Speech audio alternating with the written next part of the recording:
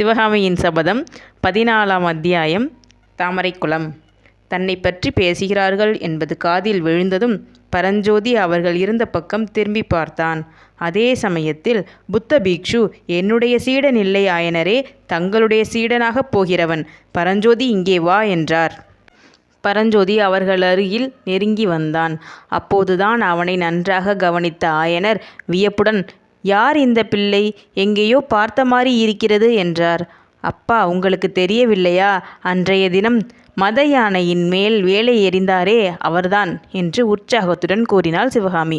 பரஞ்சோதி நன்றியறிதலுடன் சிவகாமியை ஒரு கணம் ஏறிட்டு பார்த்தான். ஆயனரின் முகத்தில் ஆச்சரியமும் ஆர்வமும் பொங்கின. என்ன அந்த வீர வாலிபனா இவன்? என்ன லாவகமாய் வேலை எறிந்தான்! மாமல்லர் கூட அதிசயிக்கும்படி. இவனுக்கு எந்த ஊர்? இத்தனை நாளும் எங்கே இருந்தான்?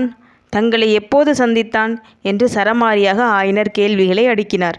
சாதாரணமாக ஆயனர் தாம் ஈடுபட்டுள்ள கலைகளின் விஷயத்திலேயே தவிர வேறெதிலும் இவ்வளவு ஆர்வம் காட்டி பேசுவதில்லை. சித்தர்வாச மலைக்கு போய்விட்டு திரும்பும்போது இந்த பிள்ளையை வழியில் பார்த்தேன் என்று பிக்ஷு ஆரம்பிப்பதற்குள் ஆயனர் பரஞ்சோதியை மறந்துவிட்டார். ஆஹா, அடிகள் சித்தர் மலைக்கா போயிருந்தீர்கள்? அங்கே சித்திர அதிசயங்களை பார்த்தீர்களா என்றார். பார்த்தேன் ஆயனரே, அதை பற்றி அப்புறம் சொல்லுகிறேன். நான் வரும் வழியில் சாலை ஓரத்தில் இந்த பிள்ளை படுத்து தூங்கிக் கொண்டிருந்தான். அவனை ஒரு பெரிய நாகசர்ப்பம் கடிக்க இருந்தது. என்னுடைய கொல்லா விரதத்தை கூட கைவிட்டு அந்த நாகத்தை கொன்று இவனை காப்பாற்றினேன். இது நல்ல வேடிக்கை. தங்கள் திருநாமம் நாகநந்தி. இவனை நாகம் தீண்டாமல் தாங்கள் காப்பாற்றினீர்கள். இவன் எங்களை நாகம் கொல்லாமல் காப்பாற்றினான். ஹா ஹா ஹா என்று ஆயனர் சிரித்தார். நாகம் என்பது சர்ப்பத்துக்கும் யானைக்கும் பெயரானபடியால் ஆயனருக்கு மேற்படி சிலேடை பொருத்தம் மிக்க வினோதத்தை அளித்தது. புத்த பீக்ஷு, இவனை நான் காப்பாற்றியதனால் பல காரியங்களுக்கு சாதகமாயிற்று. தங்களுக்கு இவன் ஓலை கொண்டு வந்திருக்கிறான் என்றார். ஓலையா? யாரிடமிருந்து? திருவெண்காட்டு நமசிவாய வைத்தியரிடமிருந்து. அவருடைய மருமகன் இவன். ஆயனர் ஆர்வத்துடன் எழுந்து, என் அருமை சிநேகிதரின் மருமகனா நீ? உன் பெயர் என்ன தம்பி என்று கேட்டுக்கொண்டே பரஞ்சோதியை தழுவிக்கொண்டார். பிறகு ஓலை எங்கே என்று கேட்டார். பரஞ்சோதி நாகநந்தியை நோக்கினான். அவர், ஆயனரே, ஓலை காணாமல் போய்விட்டபடியால் வாலிபன் இங்கு வருவதற்கே தயங்கினான். அதற்காகவே இவனை நான் அழைத்து கொண்டு வந்தேன்.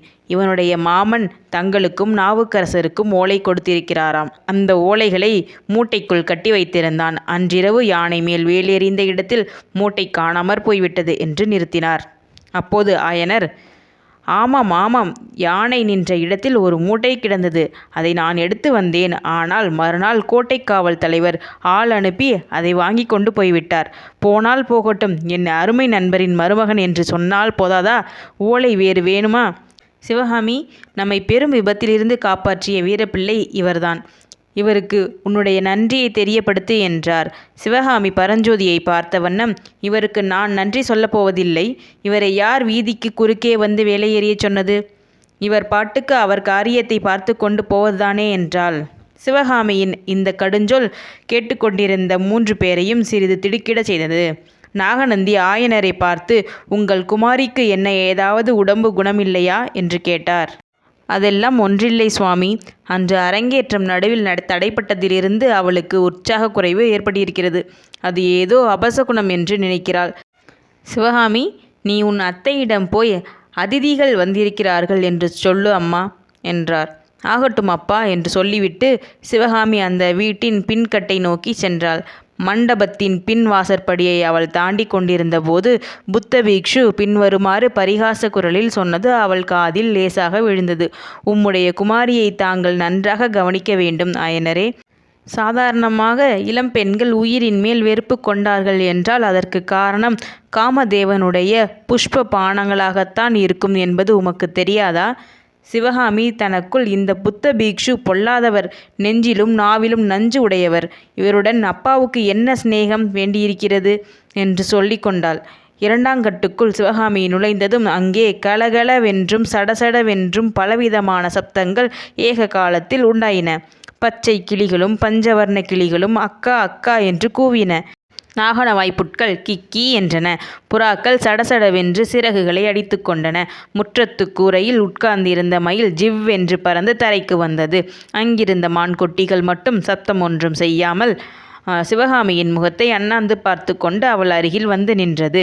இந்த பட்சிகள் மிருகங்கள் எல்லாம் சிவகாமி விளையாடி பொழுதுபோக்குவதற்காகவும் ஆயனரின் சித்திர வேலைகளுக்காகவும் 2வது கட்டில் வளர்க்கப்பட்டு வந்தன. சிவகாமி பிரவேசித்ததும் அவை போட்ட சத்தத்தை கேட்டு சீ, பேசாமல் இருங்கள், தலைவேதனை என்று அதட்டினாள். உடனே அங்கு அதிசயமான நிசத்தம் உண்டாயிற்று. சிவகாமி சுற்றும் முற்றும் பார்த்துவிட்டு, இன்றைக்கு ரதியைத்தான் அழைத்து போக வேண்டும். ரதிதான் சத்தம் போடாமல் வருவாள்.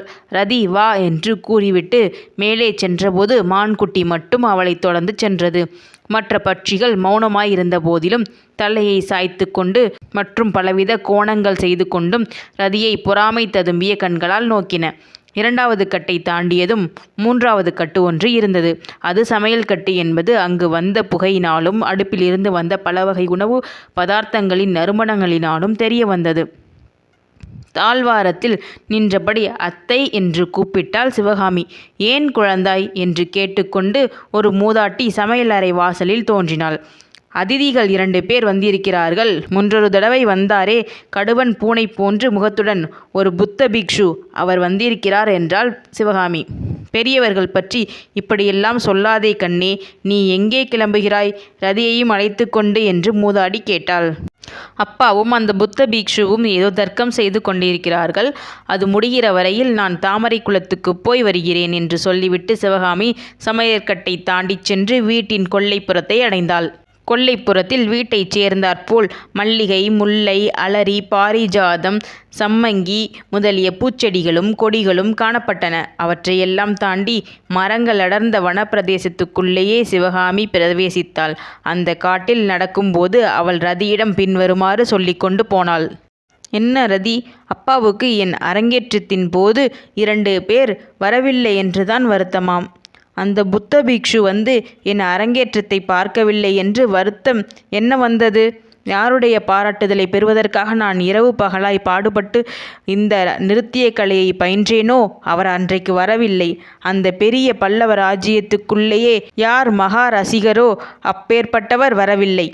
7 வருஷங்களுக்கு முந்தி நான் உன்னைப் போல் சிறு குழந்தையாயிருந்த காலத்தில் எவர் என்னுடைய கைகோத்து நின்று தாமும் நடனம் ஆடுவேன் என்று பிடிவாதம் பிடித்தாரோ, தமக்கும் நடனக்கலை சொல்லிக் கொடுக்கும்படி எவர் என் மேவாய்க்கட்டையை பிடித்து கொண்டு கெஞ்சினாரோ அவர் வரவில்லை.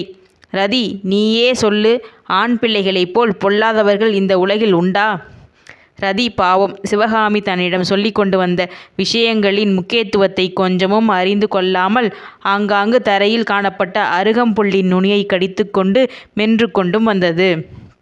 அரை நாளிகை நேரம் அவர்கள் காட்டுக்குள் நடந்து வந்த பிறகு கொஞ்சம் இடைவெளி காணப்பட்டது. அந்த இடைவெளியில் ஒரு அழகிய தடாகம் இருந்தது. அதில் தாமரை, செங்கழுநீர், நீலோத்பலம் முதலிய மலர்கள் செழித்து வளர்ந்திருந்தன. சிவகாமி அந்த குளத்தில் இறங்கி நீர்க்கரையோரமாய் நின்று தண்ணீரில் தன்னுடைய நிழலை பார்த்த வண்ணம் பேசினாள். ரதி, இதை பார், அவர் மட்டும் இனிமேல் எப்போதாவது வரட்டும். நான் முகம் கொடுத்து பேசப்போவதே இல்லை.